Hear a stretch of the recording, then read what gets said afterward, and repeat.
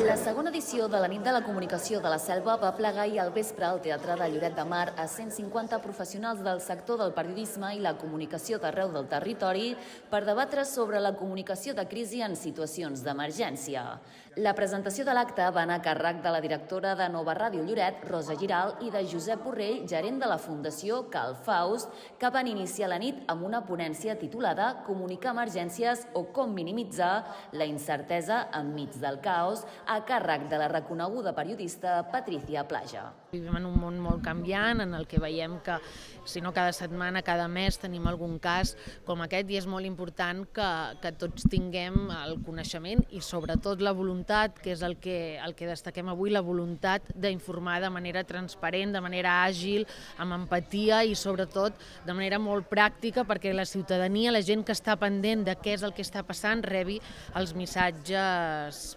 sense intermediaris, i en un context en el que la desinformació pren tanta força, doncs els missatges de manera clara perquè els hi serveixin, els hi siguin el més útil possible.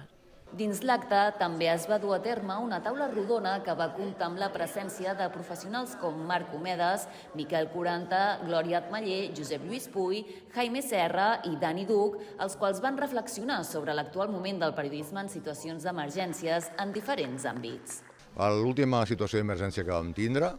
la infografia i la imatge no tenia cap validesa. Va ser la ràdio. Estic parlant de l'apagón, no? Va ser la ràdio, Bueno, no ens ho esperàvem. És que bon periodisme se'n pot fer amb qualsevol suport. Jo crec que els reptes actuals de la infografia al periodisme són els mateixos,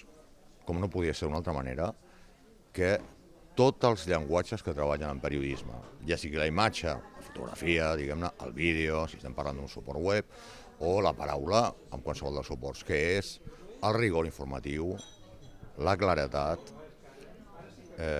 i la qualitat, no? Com sempre han sigut, i que ens hi hem de posar potser més que mai. He estat a Txetxènia, a Bòsnia, a Nagorno-Karabakh,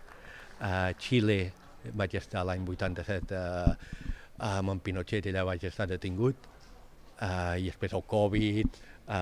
l'apagón, atentats a Madrid, estic a Madrid, atentats a Madrid, etc., i tot el que sigui, ja està. La feina del fotògraf en temps de crisi ens tenen que deixar lliures.